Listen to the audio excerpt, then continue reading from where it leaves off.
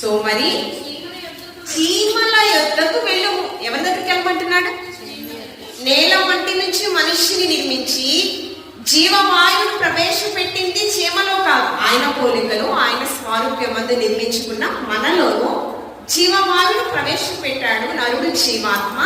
ఆయన మనుష్యులందరికీ ఒక హెచ్చరిక, పరిశుద్ధ గ్రంథాన్ని చేతపట్టిన ప్రతి ఒక్క క్రైస్తవుడికి ఒక హెచ్చరిక.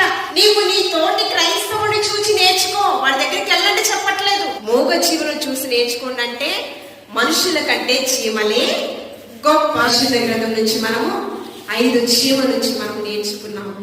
సోమరితనం మన జీవితంలో లేకుండా ఉండాలి అంటే చీమల వలె ఐక్యత ఉండాలి, చీమల వలె సిద్ధపాటు ఉండాలి, చీమల వలె చురుకుతనం ఉండాలి, చీమల వలె క్రమశిక్షణ ఉండాలి.